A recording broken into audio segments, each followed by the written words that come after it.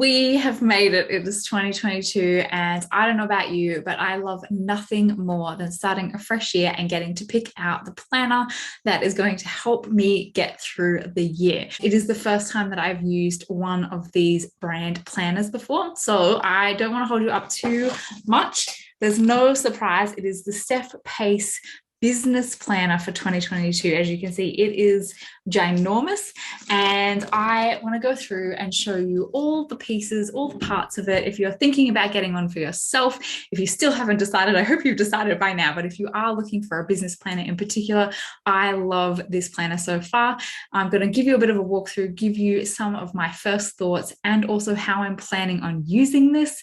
And yeah, I want to hear from you. If you have got one, what your planner is for the year, please let me know in the comments below. But let's dive in. So this is the Steph Pase 2022 business planner. I have been looking for something like this for so long. It is not funny, and I personally know Steph's work that well, but a friend of mine is a fan of her blog or vlog, I think, and used one of her planners last year.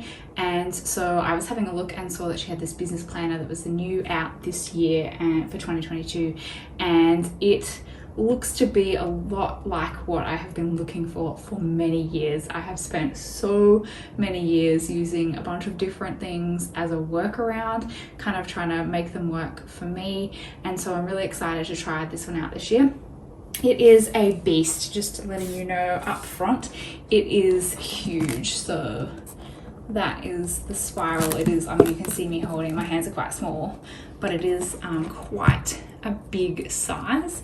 This is my planner from this year. This is the Emma Kate one, so you can see there the size difference of it.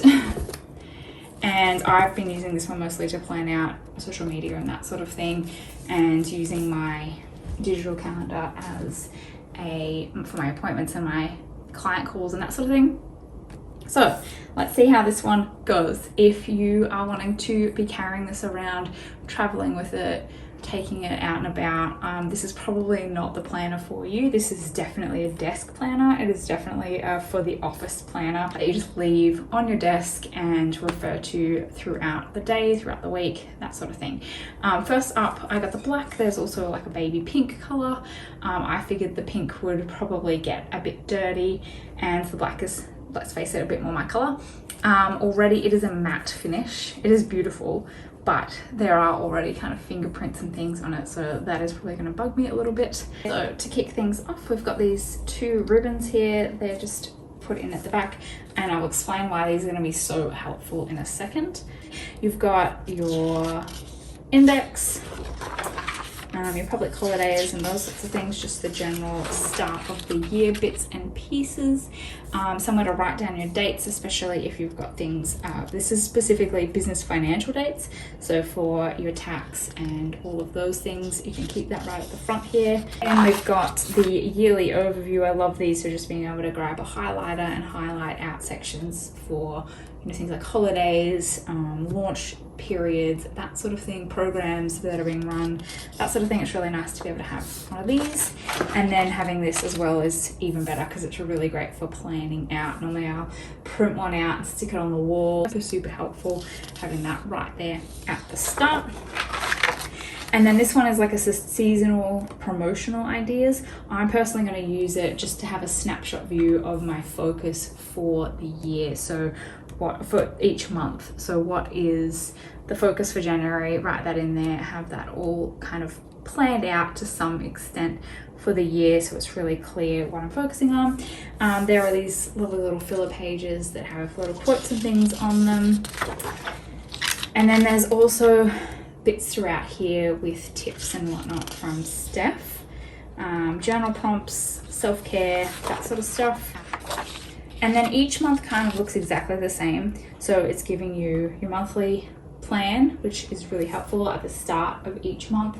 I like to sit down, I like to review my previous month, I like to keep up to date with everything, and then plan out my coming month. And so normally I have to do this somewhere else because it's not anywhere in any of the planners that I've used before, and so I end up with stuff sort of all over the place. So what I really love about this planner is you can plan out, okay, what's coming up this month, what are my projects, what's my to-dos, my big goal for the month, my key dates, and that sort of thing. Just have that real focus and clarity from the get-go. And then each month has on the tab page this is quite a heavy card to be able to plan out that month, see it again at a snapshot view. I just always find it really helpful to have that snapshot view wherever possible, because when you're in the day-to-day minutiae of your business, it is sometimes easy to lose sight of this stuff. So having that monthly plan, having that bird's eye view shot of the month off the back of the year is really helpful. And basically this is what each layout looks like. So you've got your half of the page is your weekly plan, and then each day has half a page. One thing I know I'm going to definitely want to do, and I'll probably do that on the monthly page, is like planning out my social media posts and my content and that sort of thing. There isn't really a lot of room for that. I do love the business habits checklist, that's pretty cool. Priorities for the week, so again we're taking stuff from the bigger picture and putting it into the week. I love that. What I would love is at the end of the month, it would be really cool if there was kind of a review. I like to do a review at the end of the month. So, you know, even on this page, it would be awesome if there was like, what went well this month? What am I going to do for next month? That sort of thing. But what I'll probably actually do is I'll probably put something on this page. I'll either write it here or I'll create just a little separate page and stick that in. Just to have it all in one place. And then basically that's the first 2/3 of this planner. So I'm just going to skip ahead to the end. And the third part, the final third of the planner, is basically all your business information. What I can already tell, and that's why these are going to come in handy, what I can already tell is it's going to really annoy me, because this is so heavy, especially at the start of the year, to flipping back and forward between your kind of month and week and then these kind of important planning sections. So you're going to want to put this in place for so you don't lose track of where you are, and then be able to refer back. But I can just already tell, just due to the size of this, that flipping back and forward is gonna probably bug me a little bit. So we'll see how it goes. And then basically we've got the business. So there's also business basics here. If you are just starting out, I think this would be really helpful, just around thinking about your goals and questions to ask yourself and planning out things. So she's got how to set key business objectives, financial and non-financial. And then basically the first part is your business overview. There are actually no tabs for these bits, and so because of having to flip back and forward between like the weekly view and then this stuff, I've just kind of popped some little flags in there just to be able to flip easily between them. So you've got your business overview, some checklists here to just check in that can be helpful, books to read, keeping track of that, and resources. I love notes for business ideas. I always have heaps of business ideas, and this is really handy to be able to drop stuff down and then come back to it later on when it is relevant, instead of getting sidetracked and distracted by ideas. So having a few pages for that is really helpful. Branding, so this would be really helpful if you're just starting out, but also again really good to check in with, make sure that's still all in alignment. If you're like me and you do a lot of graphics and things, having this close by is really handy so that you always can remember your hex codes and things instead of just constantly having to go looking for them. So having that all here is really helpful. Then we've got business goals. Again, I've popped a little tag in there to be able to keep checking in with them every month. Again, another little sample. Then we have a goals timeline, which not necessarily something I think I'll use, but we'll see. This one's a project planner, so depending on how your business works, mine works mostly with launches, so I'm actually going to do this every kind of 2 to 3 months for my focus for each quarter and things, being able to keep track of that and the timeline, so that you know, for each month how that's going to work throughout the year. And a new product or service ideas section. So that's kind of the business section. And the budget, I actually find it really helpful to have it somewhere where I can see it without having to go and log into something else. So actually keeping an eye on this will be really helpful. There's obviously some more tips here. Bit of a cheat sheet and checklist. Financial dates, obviously, for in Australia. Some money mindset stuff, if that's your jam. A business bills tracker. I actually really love this for keeping track of cash flow. So you put your expense, how much it is, and then whether it's a weekly, monthly, quarterly, or annual charge. And then you can actually see in front of you what you're spending all your money on. Budget cleanup, which I'll have a look more into that.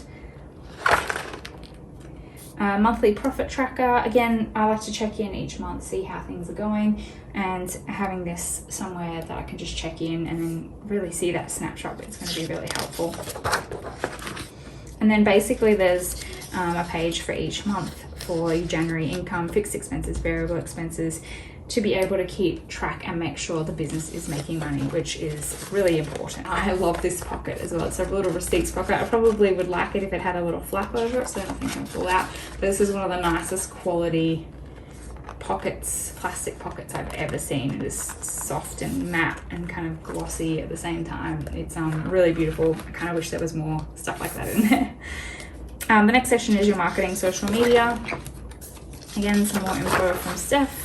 Some content ideas, which is really helpful for if you get stuck actually. A checklist for running a promotion.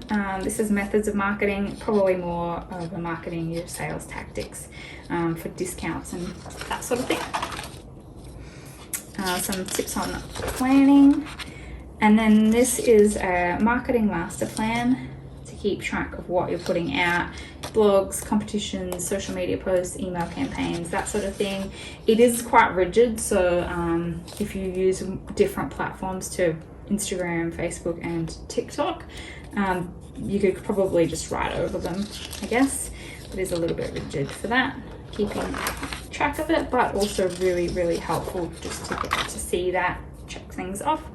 A campaign planner, which would be great for launches. This is a bit of a product-based business plan here in the sample, but this would be so good for planning out upcoming launches and that sort of thing. And then at the end of this is an advertising tracker, so keeping track of all your ads, how much you're spending and that sort of thing. Obviously you can have all this stuff digitally and probably will, but I sometimes find it really helpful to just have something that I can just, instead of having to try and remember where I put it, actually just have it all in one place. It was really handy, so looking forward to using that. Social media goals are always helpful to keep track of those and have a bit of a plan for what you're doing. Big content calendars. This I probably will do on the monthly plans in the start of the book. There's basically content calendars for the whole year there. And then post ideas, so what you're jotting them down for the year. I use Trello for post ideas, so I may or may not use this. It'll probably be helpful actually for future ideas. It's probably more what I'd use this bit for. Business stats, so again, your metrics, keeping track of those if that's something that you do, and then being able to see at the bottom your yearly growth. And then the last section is admin. So again, this is where there's a few tabs at the back, but not as many as I would like. Steph's obviously an organized person because she's got this Steph Biz, and it's all about getting organized and filing and whatnot. So I'm actually not sure, but I'm assuming that that's her kind of thing. I don't have staff, so I won't be using the leave calendar, but I might use this as a tracker for something else. So tracking other habits and things in my business that I would like to keep track of, and then see if that's something that I decide to use. Let me know if you would be interested in seeing how I go with this throughout the year or towards the end of the year. Yeah. Important contacts, I will probably never use this section. All my contacts are obviously on my email and in my phone if I need them. Please don't put passwords in writing. I always think it's funny when I see these in planners and journals and whatnot. If anyone ever, if you're left it anywhere, if you're got stolen or if your house got broken into or anything like that, having all of your passwords written down on paper is an absolutely terrible idea.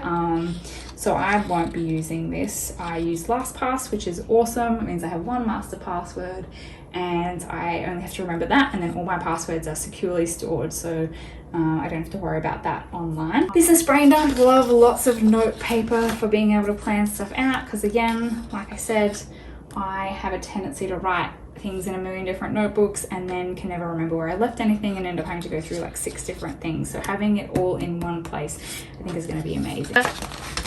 We've got an acknowledgements, which is lovely, and then at the back just some cute little stickers. I know in the pink one these are more like a bright pink and blue as opposed to the peach and grey. I quite like these. I think they're really lovely. They're really high quality. So there you have it. There is my honest review and walkthrough of the Steph Pase 2022 business planner.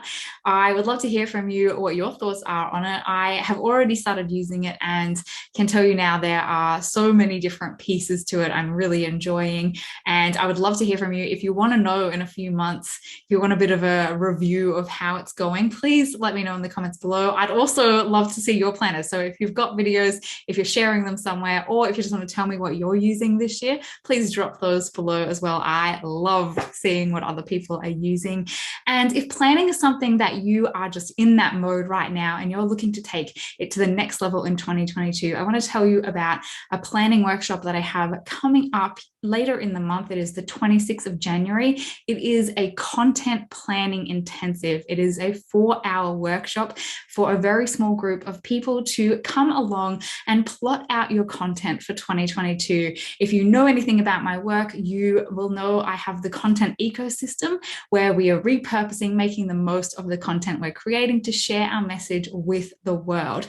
And this workshop is to take your main offer, your main focus for the year or for the quarter, whatever it is that works for you, and planning out your content, planning out your own ecosystem to make sure that you're getting the right eyes on your work, getting the information out to the people who need it, and calling in those dream clients. So if you're interested in that, if you're interested in the content ecosystem, you can grab all those details in the description down below. Please let me know if you've enjoyed this video and want to see more kind of reviews and behind the scenes stuff like this from me. I would love to know. And if you want more details about the content planning workshop, about the content ecosystem, they're all below. If you enjoyed this, please leave it a like and subscribe and share it with anyone you know who is also a planner geek like me. There is also a giveaway. I'm giving away one spot to this 4-hour workshop valued at $197. Those details I will link below as well. That will be all going down over on Instagram. You can find me at Miss KMS. But that's it for this week. I will catch you in the next one.